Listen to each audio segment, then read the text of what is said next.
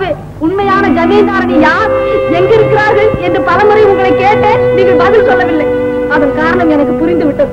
என்ன புரிந்து கொண்டாய்? ஜமீன்தாரணி நடத்தை கெட்டவள். ஆமம்மா, ஜமீன்தாரே சொன்னார். அவள் வேலைக்காரனோடு ஓடிவிட்டாளாம். மகளே, உன் வாயால் அப்படி சொல்லாதே.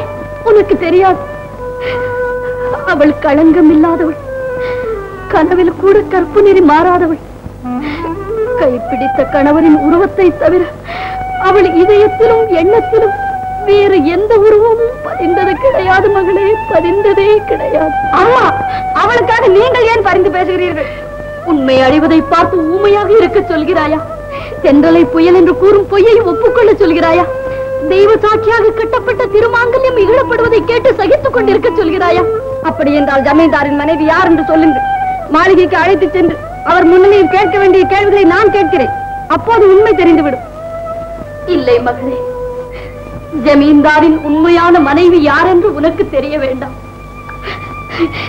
எனக்கு ஏற்பட்ட களங்கத்தை போக்கிக் கொள்ள முடியாத அந்த கற்புக்கரசி இன்னும் சிறிது நேரத்தில் கயிற்றில் தொங்கிவிடுவாள். பிறகு அவளை பற்றி யாருமே கவலைப்பட வேண்டியதில்லை. அம்மா, ஏனம்மா அழுகிறீர்கள்?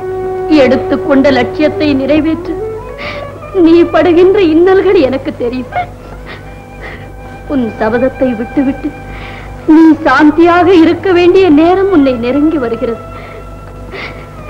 நீ சந்தோஷமாக இரு மகளே. அம்மா, ஐயோ, எனக்கு பைத்தியமே படித்துவிடும் போல இருக்கிறது. தாத்தா, என்னை இந்த சோதனைக்கு ஆளாக்கிவிட்டு நீங்கள் எங்கே இருக்கிறீர்கள்? பாருங்கள், ஜமீன்தாரின் மனைவி யார் என்று கூறுங்கள். என்னை இந்த தர்ம சங்கடத்திலிருந்து காப்பாற்றுங்கள் தாத்தா, காப்பாற்றுங்கள். அம்மா, மகளே.